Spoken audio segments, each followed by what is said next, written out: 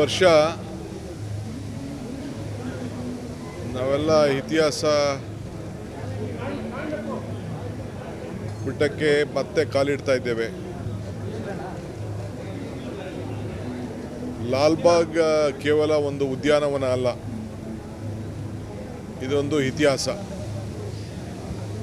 ಈ ವರ್ಷ ನಾವು ಗಂಗಾ ಸಾಮ್ರಾಜ್ಯರನ್ನು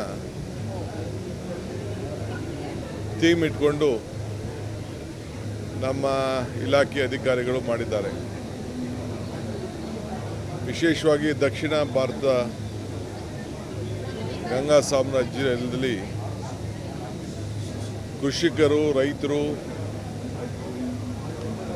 ಮಾಡಿದಂಥ ಇತಿಹಾಸವನ್ನು ಗಮನದಲ್ಲಿಟ್ಕೊಂಡು ಇವತ್ತು ಈ ಫಲಪುಷ್ಪ ಪ್ರದರ್ಶನವನ್ನು ಹಮ್ಮಿಕೊಂಡಿದೆ. ನಾಡಿನ ಎಲ್ಲ ಜನತೆಗೆ ಈ ವರ್ಷದ ಸ್ವಾತಂತ್ರ್ಯ ಸಂಭ್ರಮದಲ್ಲಿ ನಾನೆಲ್ಲರಿಗೂ ಕೂಡ ಈ ಪುಷ್ಪ ಪ್ರದರ್ಶನವನ್ನು ನೋಡಿ ಭಾಳ ಸಂತೋಷ ಪಡಬೇಕು ಅಂಥೇಳಿ ನಾನು ಮನವಿ ಮಾಡ್ತಾ ಇದ್ದೇನೆ. ವಿಶೇಷವಾಗಿ ಯುವಕರು, ಹೆಣ್ಮಕ್ಳು, ಹಿರಿಯರು ಎಲ್ಲರೂ ಕೂಡ ಬಂದು ಈ ಅವಕಾಶವನ್ನು ಯಾರು ಕೂಡ ಕಳ್ಕೊಳ್ಬಾರ್ದು. ಕಾವೇರಿ ತೀರದಲ್ಲಿ ಈ ಸಾಮ್ರಾಜ್ಯ ಚೋಳರ ಕಾಲದಿಂದ ಹಿಡಿದು ಬೇಕಾದಷ್ಟು ಹೋರಾಟಗಳನ್ನು ನಡೆದಿದ್ದನ್ನೆಲ್ಲ ಇವತ್ತು ಇಲ್ಲಿ ಭಾಳ ಇತಿಹಾಸವನ್ನು ತೆಗೆದುಕೊಂಡು ಜನರಿಗೆ ತಿಳಿಸಿದೆ. ಗಂಗರು ಆವತ್ತಿನ ಕಾಲದಲ್ಲಿ ಕಟ್ಟಿದಂಥ ಕೆರೆಗಳು ಇವತ್ತು ಶಾಶ್ವತವಾಗಿ ಇವತ್ತು ಉಳಿದಿವೆ.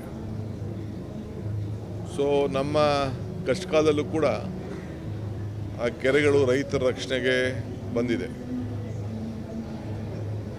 ಇವತ್ತು ತಮಗೆ ನಾನು ಮತ್ತೊಮ್ಮೆ ರಿಕ್ವೆಸ್ಟ್ ಮಾಡೋದು, ಭಾಳ ಜನ ಇತಿಹಾಸವನ್ನು ಸೃಷ್ಟಿ ಮಾಡ್ತಾರೆ, ಆದರೆ ಗಂಗರ ಇತಿಹಾಸ ಸಮಾನತೆ ಮತ್ತು ಕೃಷಿಕರ ಬದುಕು. ಅನೇಕ ಹೋರಾಟಗಳು ಕೂಡ ನಡೆದಿರೋದು ತಾವೆಲ್ಲ ಗಮನಿಸಿದ್ದೀರಿ. ಇದು ನಮ್ಮ ಸಂಸ್ಕೃತಿ ಭಾಳ ಬಿಂಬಿಸುವಂಥ ಒಂದು ಪ್ರದರ್ಶನ. ಇದು ಗಂಗರ ಕಾಲದಲ್ಲೂ ಕೂಡ ಸಂಸ್ಕೃತಿಗೆ ಅತಿ ಹೆಚ್ಚು ಒತ್ತನ್ನು ಕೊಟ್ಟದ್ದು ನಾವೆಲ್ಲ ಇಲ್ಲಿ ಗಮನಿಸಿದ್ದೇವೆ. ಇದು ನಮ್ಮ ಸಂಸ್ಕೃತಿಯ ಸಂಭ್ರಮ, ರೈತರ ಬದುಕಿನ ಸಂಭ್ರಮ ಮತ್ತು ಕಲಾ ಅಭಿಮಾನಕ್ಕೆ ಏನು ಇವತ್ತು ಉತ್ತಮವಾದಂಥ ನಮ್ಮ ಸಂಸ್ಕೃತಿ ಇದೆ, ಅದನ್ನು ಪ್ರತಿಯೊಂದು ಇತಿಹಾಸದಲ್ಲೂ ಕೂಡ ಪ್ರತಿಬಿಂಬಿಸ್ತಾ ಇದೆ. ಸೊ ಲಾಲ್ಬಾಗ್ ಯಾವತ್ತೂ ಕೂಡ ಜಾತ್ಯತೀತ ಪರಂಪರೆ. ಕೆಂಪೇಗೌಡರು ಬೆಂಗಳೂರನ್ನು ಕಟ್ಟಿದರು.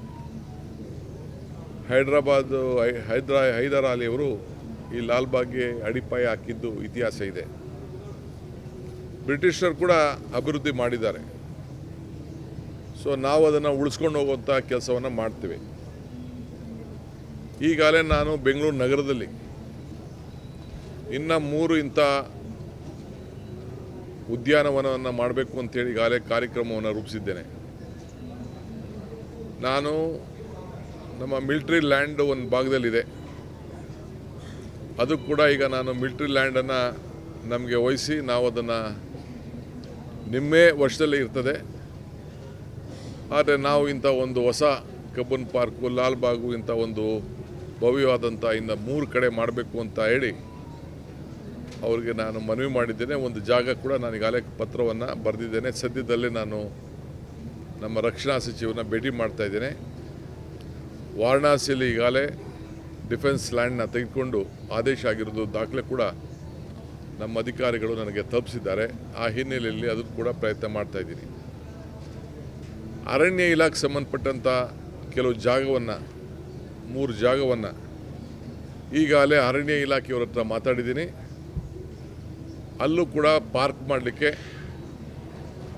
ನಮ್ಮ ಕಾರ್ಪೊರೇಷನ್ನು, BDA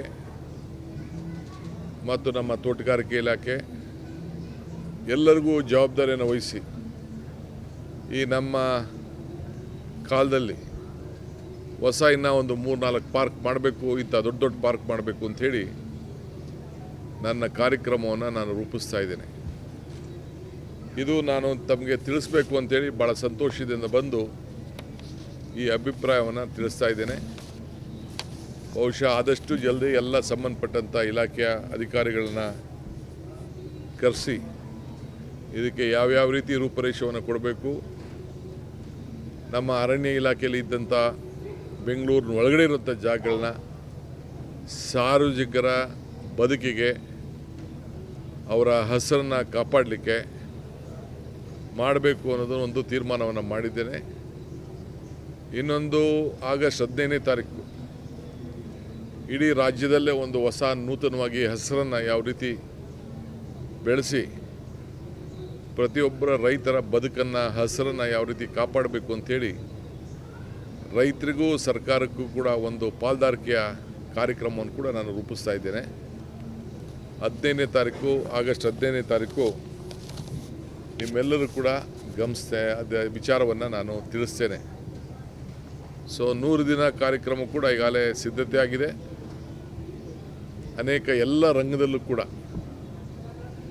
ಯಾವ ರೀತಿ ರೈತರ ಬದುಕಿಗೆ ಶಕ್ತಿಯನ್ನು ತುಂಬಬೇಕು ಆ ಕಾರ್ಯಕ್ರಮವನ್ನು ರೂಪಿಸ್ತಾ ಇದ್ದೇವೆ.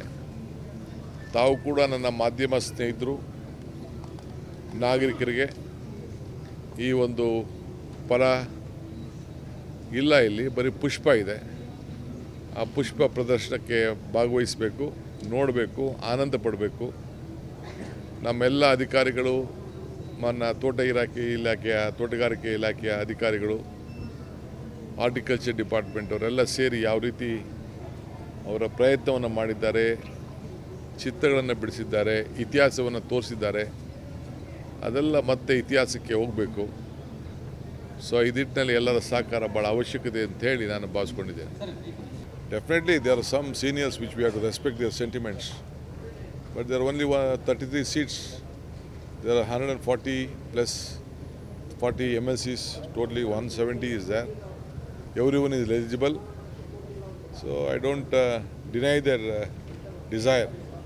But we all have to work hard. All of us has to work unitedly. And all of us are committed.